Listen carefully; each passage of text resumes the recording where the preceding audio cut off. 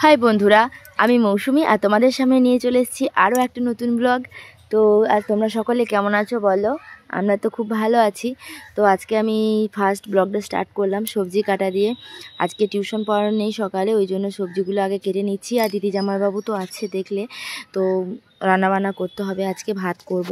তো মুড়ি খাবে না বললো, দিদির বাড়ি যাবে ওদের, তো ওই জন্য দিদির বাড়ি চলে গেল। আর এদিকে গুঞ্জার বাপি মটনটা দিয়ে পাঠিয়ে দিল। তো গুঞ্জাকে বললাম এক সাইডে রাখ। এই যে এদিকে আমার সব সবজিগুলো কাটা হয়ে গেছে। এটা বাঁধাকপির তরকারি করব, আলু সিদ্ধ, আর ওখানে বেগুন ভাজা, মাংসের আলুটা কেটে রেখেছি, আর এখানে পেঁয়াজ টমেটো তো কাটা হয়ে গেছে। এই যে আদা রসুন এগুলো পেস্ট করে নেব। আর এদিকে আমি বাঁধাকপিটা সিটি দিয়ে নিচ্ছি, আর ভাতটাও বসিয়ে দিয়েছি তার সাথে। তো এগুলো বসিয়ে দিয়ে আমি চলে গেলাম মাটনটা ধুতে, কারণ মাংসের মধ্যে না অনেক লোম ঢুকে থাকে ছাগলের, তো সেগুলো একটু পরিষ্কার করে নিতে চলে গেলাম। তো পরিষ্কার করা হয়ে গেছে। আর এদিকে গুঞ্জা আর পাশের বাড়ি একটা মেয়ে খেলা করছে। তো গুঞ্জা কাল রাত্রিরে না এই পুতুলটা কিনেছে। এই যে এই পুতুলের অনেক জুতো আছে দেখেছো, তো এই পুতুলটা কিনেছে। আর এদিকে আমার রান্নাবান্না কমপ্লিট হয়ে গেছে দেখেছো। এই যে বাঁধাকপির তরকারি, শাক, এটা হচ্ছে মাটনের ঝোল।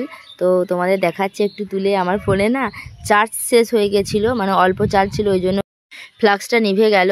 তো ফ্লাক্স দিলে আমি তোমাদের দেখাচ্ছিলাম। তারপর ভেজেছি বেগুন। তো এইসব করেছি রান্নাবান্না আজকে আর কি। তো চলো, আমি ওরা চলে এসছে বাড়ি, তো আমি ওদের ভাতটা দিয়ে ফেলি। তো ওরা খেয়ে দিয়ে নেবে, তারপর আবার আজকে বাড়ি চলে যাবে, সেই জন্য আরও তাড়াতাড়ি করছি। যে আর গুঞ্জা ক্যামেরা করছে, ক্যামেরাম্যান ক্যামেরাটাকে কাঁপিয়েই যাচ্ছে সমানে। অ্যাকচুয়ালি ও তো ছোটো ছেলে, ধরো ওকে আর পারে বলো ক্যামেরা করতে? তবুও যে আমার এইটুকু করে দিচ্ছে এটাই অনেক আমার। আসলে আমার কাছে তো স্ট্যান্ড নেই, তো তার জন্য গুঞ্জা যখন থাকে তখন আমাকে একটু ক্যামেরা করে দেয়। তাছাড়া ক্যামেরা ধরার মতো কেউ নেই গো, আমি নামিয়েই করি। তো খুব তাড়াতাড়ি একটা স্ট্যান্ড কেনার ব্যবস্থা করতে হবে। আর এদিকে মা দিচ্ছে এই যে চাটনি, মানে কামরাঙা, খেজুর আর টমেটো দিয়ে চাটনি বানিয়ে রেখেছিলো, তো ওই চাটনিটা মা দিয়ে দিল। আর এদিকে জামাইবাবু আর দিদিকে খেতে দিয়ে দিয়েছি, আর গুঞ্জাকে আমি খাইয়ে দেবো। গুঞ্জা চাটনিটা এনে দিয়ে দিচ্ছে সকলকে, নিজের জন্যও নিয়ে আসলো। তো গুঞ্জাকে আমি আজকে খাইয়ে দেবো। আর এদিকে দেখছি ধুলোট বেরিয়ে গেছে। এই যে